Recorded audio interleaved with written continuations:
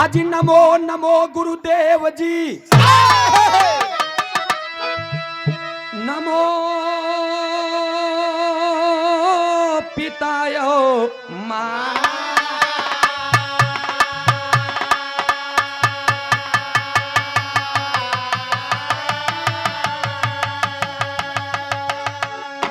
आज नमो नमो रसना मेरी, नमो सभासद भा।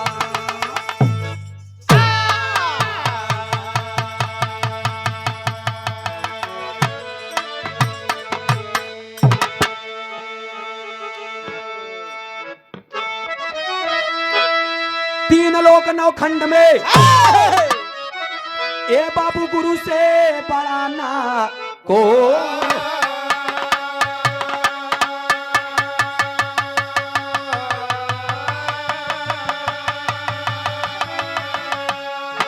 अरे सब करे जो कर ना सके, गुरु करे सो।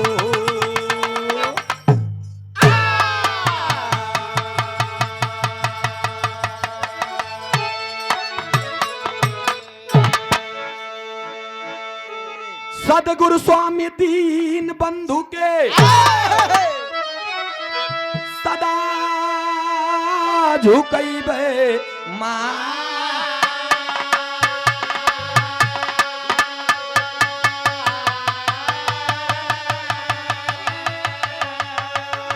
दुखियन ऊपर दया करी, जय हो दीना।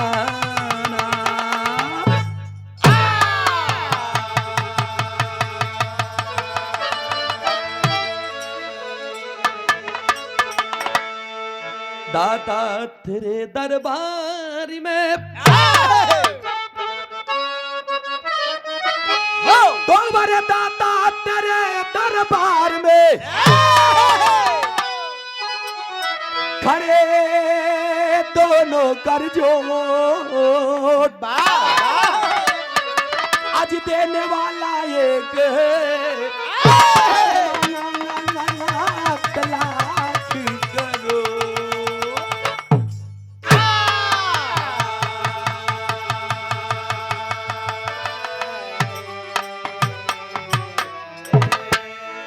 आवाज गंगलेगा धीमु यंग आशा स्नान हो कि आनंद पा।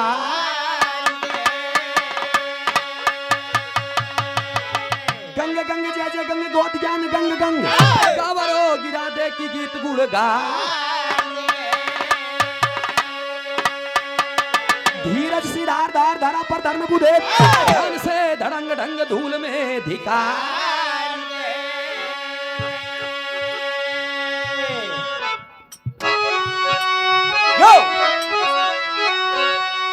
आर्य तसरगा सोपान सुखदायिनी सुधा को सागर हे रामधार जाना है संसार पार पार मायुतारी दे।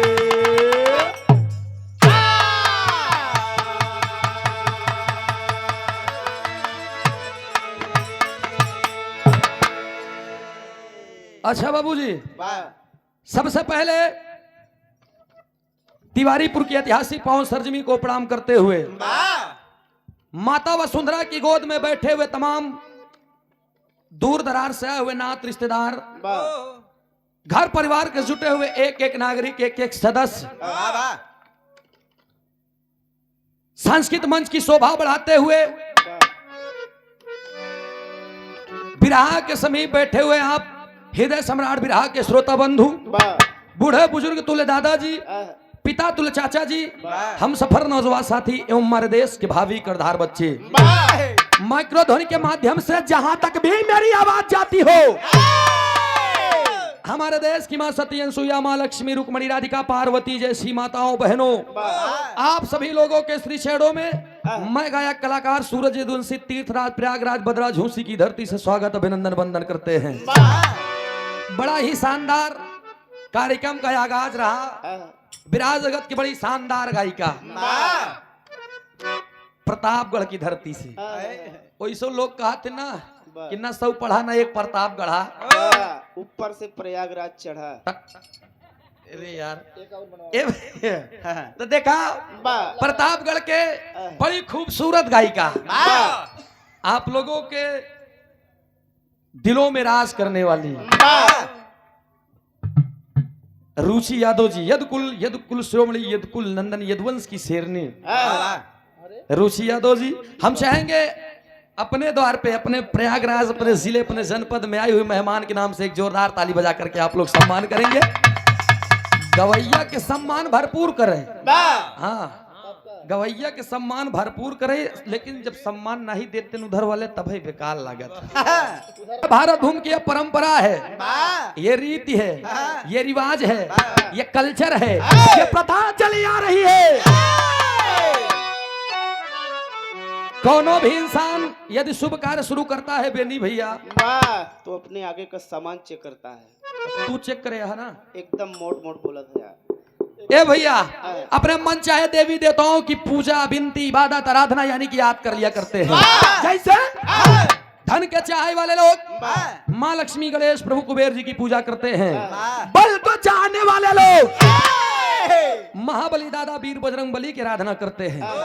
ड्राइवर लोग माई दुर्गा के पूजा करत हैं, जैसे स्टीयरिंग पकड़ी है कहीं है ए माई ए माई ए माई, जैसे हम चढ़त बानी 4-5 मिनट में उतर जाई।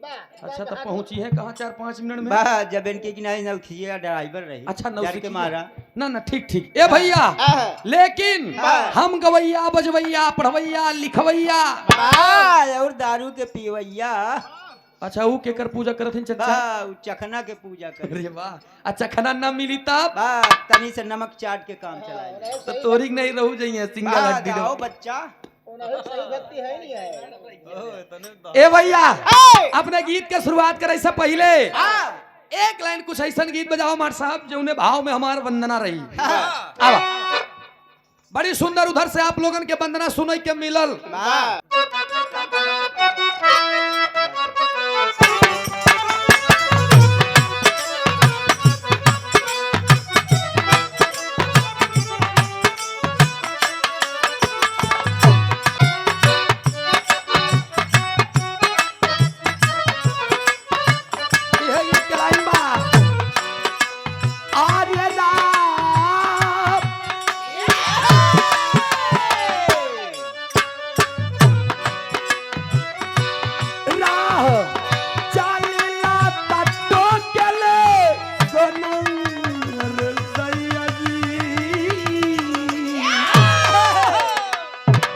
कोनो मरद बेचारा अच्छा लेन देन दुनिया में होत रहा था, मेहरारू बरे अपने नथिया गढ़ाई ले पैसा कुछ उधार कैले 3-4 महीना गवे नहीं भो की मेहरारू सस समर के सहेली के साथे जात रही तब सोनरवा कहे कस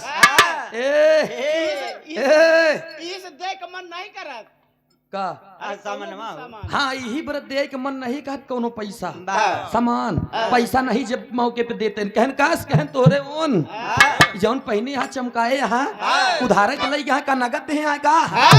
अब मेहरारू का पोज पानी तो पहले वाली रात में ये जमाइल हेम कि लगा कि रजा रजवाड़ा घरे आई है, पर अब तो ये समझ में आवत बा मेहरारू घरे गई तो अपने मन से दू कारण पकड़ के एक बात कहा बड़ा प्यार से कहा का कहे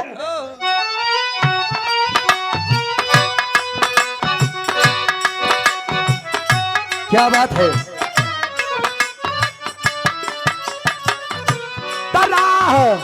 चलीला तको के ले सोनार सैया जी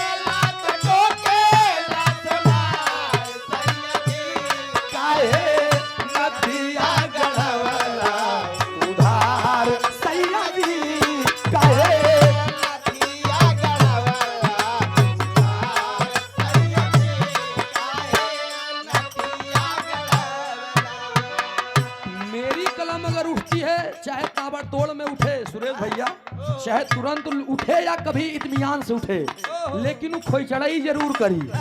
हाँ वो खोई चढ़ाई जरूर करी। अभी गाना में का बा हमें का ना बताई। ऐसे खोजत जाई हमारी प्रिय गायिका है जान लो, विराह जगत में अगर हम क्यों ज्यादा माने तो रुचि है जान लो। हाँ।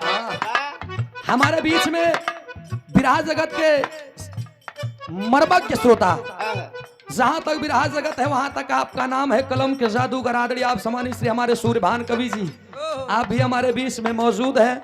और आपके साथ में विराह जगत की कोई ऐसी हस्ती नहीं बची है जिनको आप अपने द्वार पे बुला करके सम्मान न किए हो। और हमेशा दुगोला कार्यक्रम दे करके एक शील्ड रख करके जवाबी विराह एवं कांटे का मुकाबला करवा करके आप दोनों कलाकार का सम्मान किए हैं। आदरणीय मंजू मिश्रा जी रात भर प्रतापपुर करवाडी की धरती से 22 तारीख को बहुत ही घमासान दंगल रखा गया है। 4 लेडीज और 4 8 कलाकार का पसीना छुड़ा दी है रात भर। हाँ ये तो वाह। लेकिन तनी ध्यान दिया आप लोग भी हमारे बीच में मौजूद है। मैं दोनों महान हस्तियों को बहुत बहुत नमन करता हूँ, प्रणाम करता हूँ। हम तो कैसे लागला इसे ही या के डोर माई हो,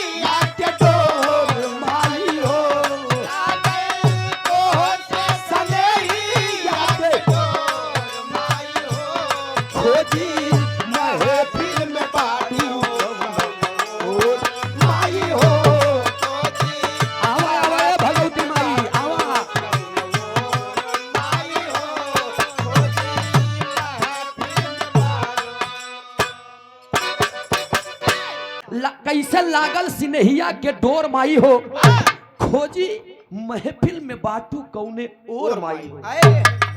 पहले अंतरे में बताओ बक्का बताए।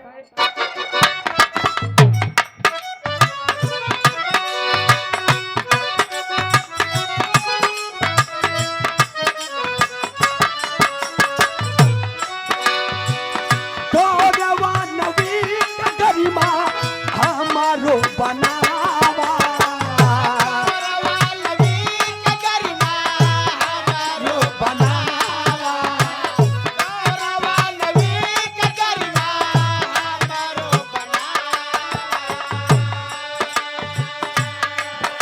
गौरवान्वित गरिमा हमरो बनावा। घाटा घाट में वास करके सपना सजावा,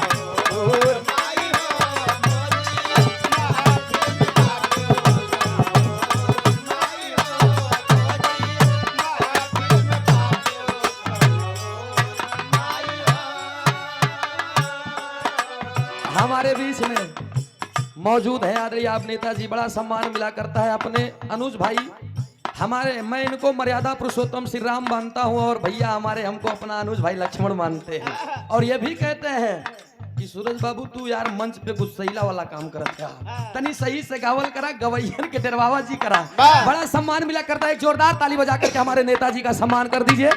बहुत बहुत नमस्ते बा, प्रणाम बा। आप जैसे नेता पढ़े लिखे शिक्षित और गरीबों के साथ में कदम से कदम मिलाकर चलने वाला एक लौता नेता मैंने देखा है। हुए तो बहुत लोग हैं, सबको हमने सपोर्ट किया है, लेकिन जो कुछ न रहते हुए लोगों की मदद करे, ऐसे नेता कभी कभी पैदा होते हैं हमारे समाज में।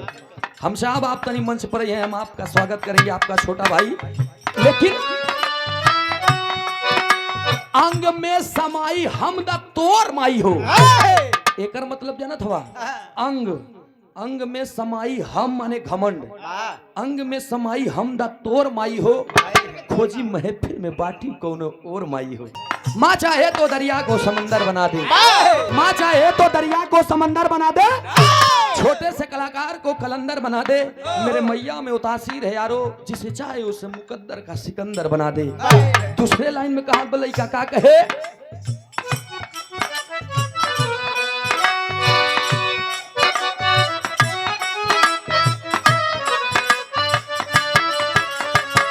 शब्द पे गौर करिए।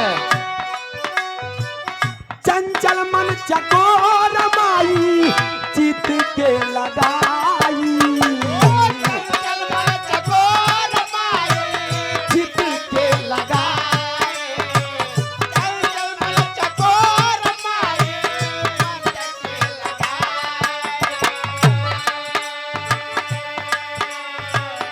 छीन के कर्जा तोहरे कैसे हम चुकाई,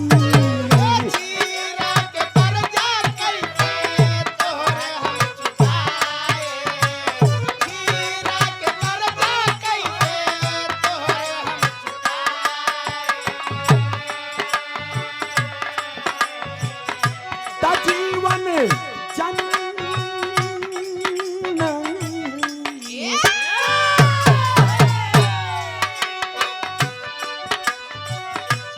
जीवन जन पाई गाई अजोर माई हो, अजोर माई हो,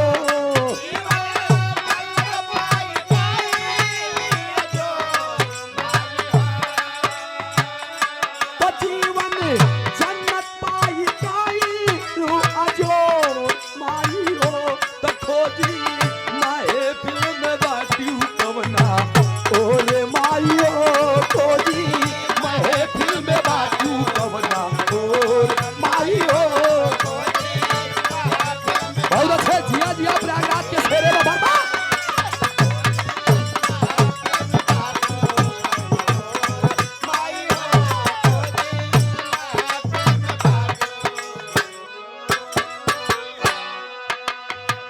तेरी ज्योति से नूर मिलता है, तेरी ज्योति से नूर मिलता है, और गमे दिल को सुरूर मिलता है। मैंने सुना ही नहीं बल्कि आंखों से देखा भी है माँ, तेरे दरबार में जो जाता है उसे कुछ न कुछ जरूर मिलता है। भैया हर इंसान का जोड़ा लगाया है देवी ने, जो उनके दरबार में गया है उनका जोड़ा लगा है दोस्त। जैसे लंगड़ा के, लंगड़ी से, अंधा के, अनहरी से, मोटका के, मोटकी से, पतरका के, पतरकी से, गोरका के, गोरकी से। तू नहीं जानते, ये जनबे नहीं भैया आता। हाँ। वो समाज आज का ऐसा दौर चल रहा है, अब हम बोले तो नहीं चाहिए, लेकिन का करी, बाबू न भैया न मैया, सबसे बड़ा रुपया। ई दुनिया में सबसे बड़ा रुपया जौन जौन नगुआ टहरत है समाज में, जौन जौन नगुआ टहरत है कंचोदे बिया सोझे से करवाई देता है, बस खाएवल माल, हाँ खाली माल, चाहे जितना गड़बड़ रहा है ओका बता दे, अरे पागल है 52 बीघा खेत 2 बीघा अगर बेच दे तो हर बिटिया बैठ के खाई। अब देखा बिटिया वाला कही आज तक जन्म भर तो हम पनीर देखे नहीं, अगर कभो कभो खरीदबो भे ससुर 2-2.5-300 रुपया किलो, कम से कम नहीं है बिटिया हमार रात करी कौनो दिक्कत कही दिया, कई देहन करे बाद में एक नीड़े बाद में जौन मिला बहुत पछताने। तो भैया हो धन दौलत पे मत जाइए, तो टटोल के तब रिश्ता करा ना पड़ा। तीसरे अंतरे में लड़का बताओ बात, फिर क्या बताए,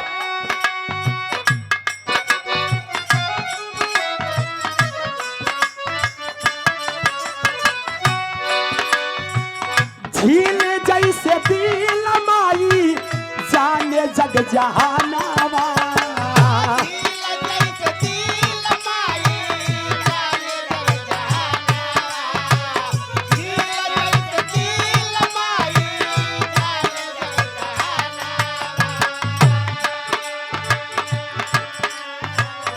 यही सोच मन मंदिर से करीले पूजा नावा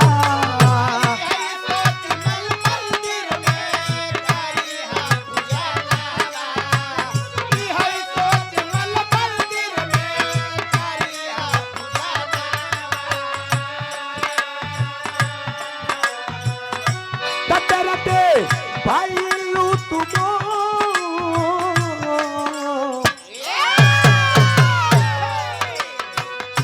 तटरते भाई लू मोम तू एक कठोर माई हो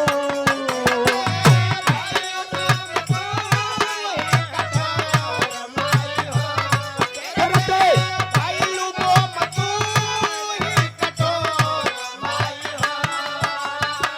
लाल जब भी पुकारा है माँ तेरे ते भैलू मोम तू कठोर माई हो।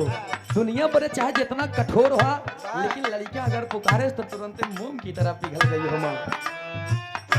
तटरते भाई लू मोम मोरी तू कठोर माई हो तो खोजी महफिल में बाटू कवना और माई हो खोजी महफिल में बाटू कवना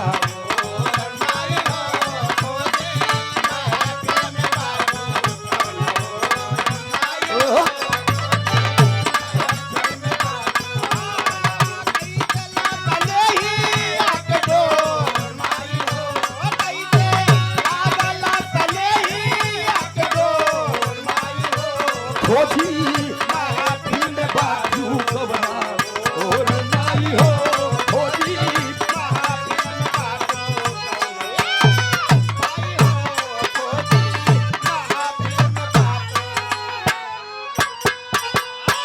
अगले हम लास्ट लाइन लड़कियां बताओ अपने गुरु घराने के परिचय बतौली ना रुचि ना बहन कि माई बाबू के वंदना कितनों करा लेकिन कम बा। पूरे सरजमी को आप एक कोरा कागज का टुकड़ा मान लीजिए, जमीन पे जितने भी पेड़ हैं उनको आप कलम मान लीजिए, समंदर के पानी को स्याही मान लीजिए, फिर भी माँ की गाथाओं को लिखेंगे तो ये धरती ये पेड़ और पानी कम पड़ जाएगा। अगले हम लास्ट लाइन में लड़का अपने खानदान के परिचय बतावत बा कौने अखाड़े से ताल्लुकात बा हमार बिरहा जगत में के हमार माई बाप हुए बताए का।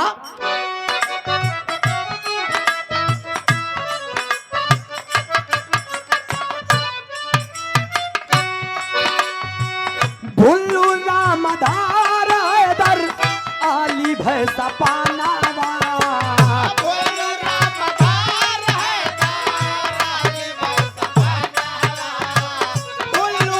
जिया जिया